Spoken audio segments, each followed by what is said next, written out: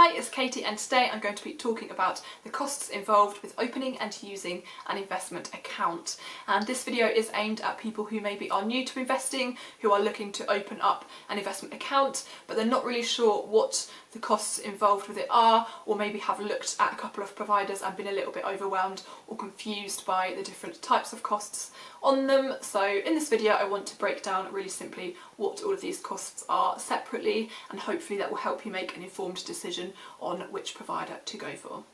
So the first obvious decision to me to make is whether or not to hire somebody to make your financial decisions for you, and you can do this in either using a financial advisor or an investment portfolio manager. And an investment portfolio manager will do everything for you. You will just pay them and they will invest your money as they see fit, and a financial advisor will advise you on what they think that you should invest your money in, but they won't do it for you, so a slightly cheaper option there. Or you can invest your money as you see fit and do it yourself and cut the cost completely of hiring somebody to do so. A Which study on the average cost of using a financial advisor was between 1 and 3% of your investments annually, or alternatively between £50 and £250 every hour. So they can be quite pricey depending on if you invest a lot of money. Most people that use financial advisors and investment portfolio managers do tend to be investing high amounts of money. But if you are particularly nervous about investing your money and you don't think that you're going to make the right decisions, then it is certainly a path to go down, and then you can always decide to stop using them after you've gained in confidence. Okay, with that out of the way, the first cost I want to talk about is an opening or a closing fee, and alternatively also a transfer fee. So some providers do charge for you to set up an account or close an account, and also if you wish to transfer your funds out from one provider and move it over to another, then some providers do charge for this service as well. I think transfer fees are more common in stocks and shares ISAs, but it is applicable to everyone, so do look out for that when you are opening an account. They may have a closing or transfer out fee as well. Another cost you might find are transaction costs, and this is essentially paying for a single transaction or trade. So every time you want to buy or sell a stock, then you will have a cost occurred. Some accounts provide free trades. There's a lot of new providers popping up that allow free trades now. Some providers charge a percentage of the investment that you wish to make, and some charge a flat fee, and some providers do give you a free amount of free trades per month, and then once you use those up, then you have to start paying for your trades. When it comes to transaction costs, I would look at how much you are looking to invest, or maybe how many trades you are going to be looking at doing every month, for example. This obviously depends on the amount that you're planning to invest. For example, if you are planning to make an investment of 1 times £10,000, then a £10 cost isn't going to make that much of a difference to you. But if you are investing very small amounts of money and spreading them across a number of different shares, then £10 per trade is going to rack up quickly, and maybe the percentage weight might be cheaper for you. Another fee you are likely to come across are conversion fees, and this is essentially when you are investing in a stock or share abroad and in a different currency. Some providers do charge an added cost for having to convert your money into the correct currency. Another cost you might come across is stamp duty, which is a type of UK tax. This isn't applicable to every stock or share that you buy, it's only on a handful of things, and I don't know the exact list of things that are and aren't included, but I know that some stocks and shares are liable to stamp duty, and essentially if you buy a share electronically, which most of you will online, then you are subject to a 0.5% charge on top of that. So if you do see a 0.5% charge when it comes to making a transaction, it is likely stamp duty. Another charge you will find is an account fee, and I think this is pretty much the bread and butter of provider charges. This enables them to function, and they have to make their money somehow because they are a service. So this pays for their staff, for their buildings, their software, everything that it takes to run a business. And doing my own little bit of research, I found that account fees range from around 0.05% to 0.45%, with the average sitting in the middle at around 0.2, which I think is a really good rate when you think about what you are getting. They are allowing you to invest your money and doing it yourself.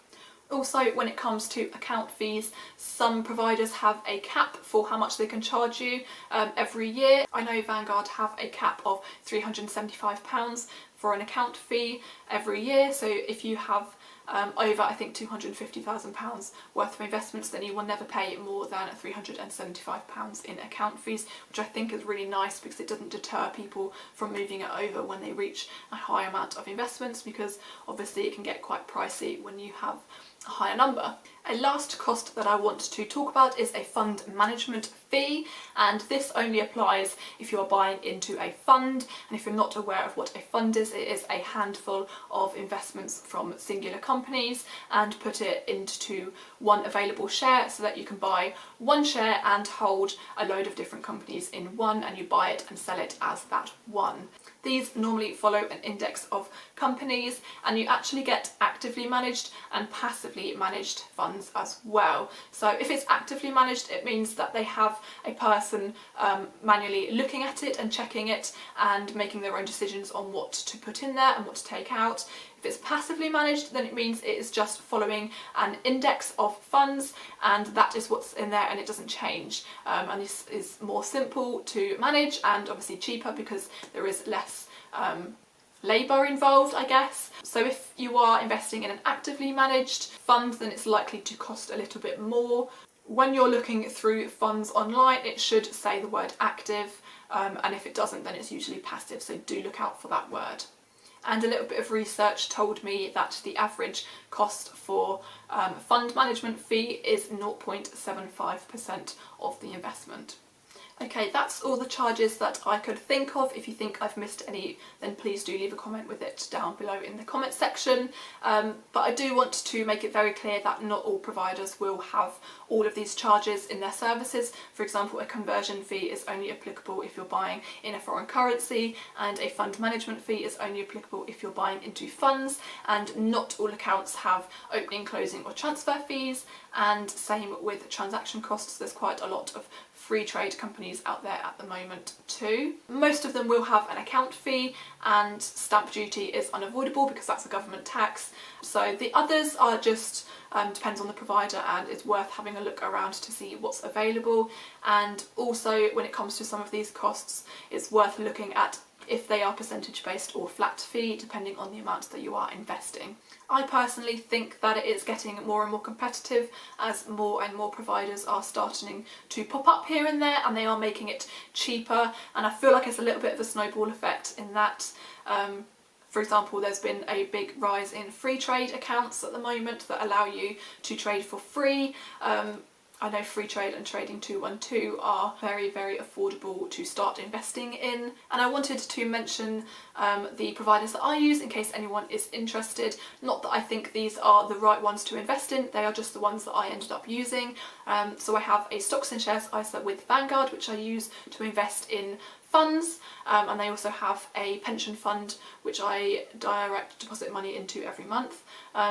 For UK stocks I use Free Trade, and for US stocks I use Stake. If you are interested in either Free Trade or Stake, then I am looking to do reviews on those, and I also have referral codes. Look in the description box for those, and if you open up either of those, then we both get a free share. I would like to give you an example of how much the costs can add up, because I know they seem really small. For example, a 0.2% account fee and a 0.7% account management fee, they seem like really small numbers, but I just want to give you a picture of how much over time it can add up. So if you were to invest £80,000 for 25 years at a growth rate of 7% every year, if you were to have a 0.5% annual charge on your account, then you would end up with £380,000 over the 25-year period. But if you charge that annual rate at 2% instead of 0.5%, then you actually only end up with £260,000 instead of £380,000. So you're down £120,000 in money that you've paid in extra fees. So it does pay to look around in the long run. If you're just getting started with investing and you're only investing small amounts of money, then I don't think it's that big a deal. But definitely don't get complacent with your provider. Do check around as time goes on to check that you're still getting a good deal. Okay, that's it for today's video. Please do leave a comment down below if anything has surprised you, or what your plans are for the future. I love to hear your feedback, and please don't forget to give me a like and a subscribe.